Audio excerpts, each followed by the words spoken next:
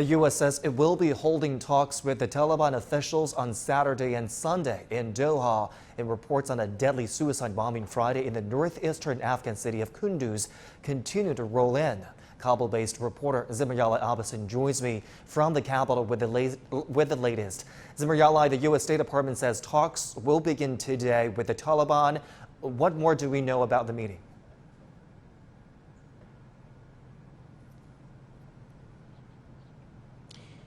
Hello, John. So, good morning. Well, the Taliban are already facing a lot of challenges ahead. The international community and the relationship with the region and the world and the international recognition, the security threats, and most importantly, the humanitarian and economic catastrophes in the country. So, the meeting that would be held for 2 days in Doha would be a major step for the Taliban in regard to retain relationship with the world, particularly United States of America. According to the sources of the current government in Afghanistan, the Ministry of Foreign Affairs is the delegation led by acting Foreign Minister Amir Khan Muttaqi arrived to Doha, and they've already engaged and started talks with the U.S. and other Western countries in that part of the world in Doha. That would be important for the Taliban in regard to the international recognition, also getting support, humanitarian assistance, and a lot of other problems like the implementation of Doha Agreement, which was signed in 2020, 29th of February. So that all important because some issues on the implementation of Doha Agreement still remain unsolved and unimplemented, particularly the sanctions on the Taliban leaders from the UN Security Councils and many other steps that the US had already pledged. According to the Taliban spokesperson, Dr. Naeem, that we've been talking to, it's a major step and the US must step up accordingly and remove all the hurdles. Also, Zabila Mujahid, the acting Deputy Minister for Information and Culture, several times emphasized that they want better and affirmative relationship with the world and the region. That's why Taliban must be seeking different angles through these 2 days of the meeting with the United States and some other countries like Italy, Germany, France, and UK. Mariella, we're also following today the suicide bombing on the mosque in Kunduz. We understand a local official said 46 people have been killed and 143 injured.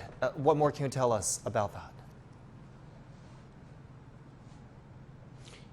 Yes, John Shu, that's right. I contacted the Director for Information and Culture in Kunduz, Matiullah Rohani, and he told me the same number, 46 killed and at least 140 injured.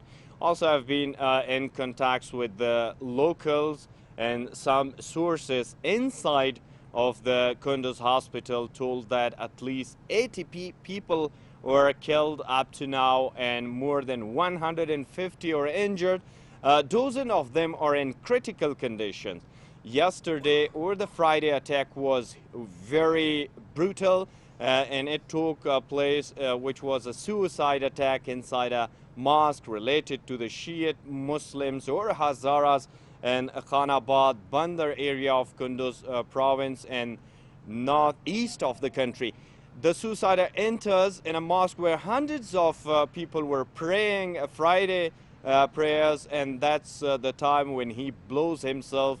And as we've been seeing that footage, which are really graphic and disturbing, shows that many people are split to parts. And it's hard to see this. And I was also told that at least 30 people were totally burned as a result of the flames of the suicide attack inside the mosque, because there were so much crowd and the waves of the attack obviously max casualties. Furthermore, it's feared that the casualties may increase. According to the Taliban, I've been talking with Zabihullah Mujahid and other authorities in Kunduz also. They've been telling that they've started their search investigation, and they will soon get to the cells of ISKP in Kunduz and elsewhere in the country, while the people in Afghanistan have already criticizing the Taliban.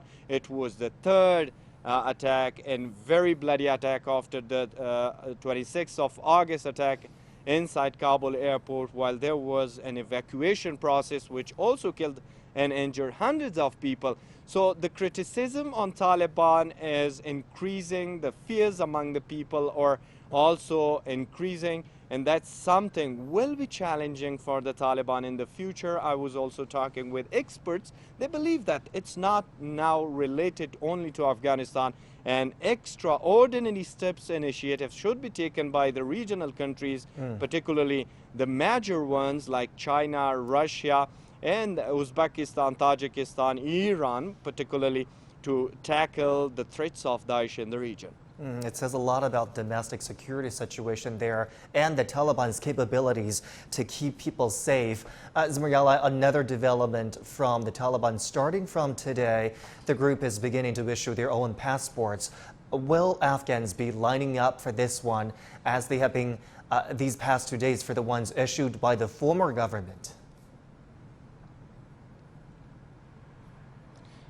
Yes, on Tuesday last week, the director said, the acting director for passport said that they will start distributing the passports, and almost 1 million passport are already printed and ready to be distributed to the people. And there is already crowd, I was told, from the area that early in the morning before 4 a.m. even there were hundreds of people starting undisciplined.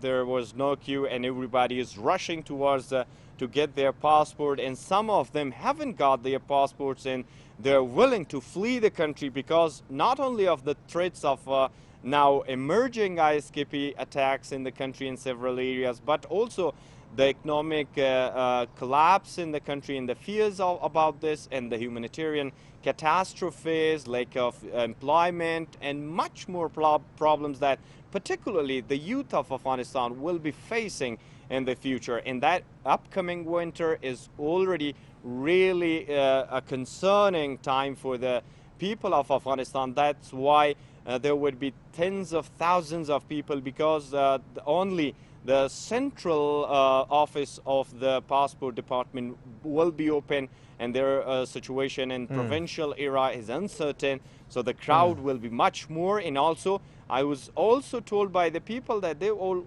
concerned about their security, because there would be thousands of people, and the Taliban should take care of the security condition because of the threats that's already posed by the ISKP in the country. Joshua. Zmaryala Abbasin with a live update for us in Kabul, Afghanistan. Thank you so much.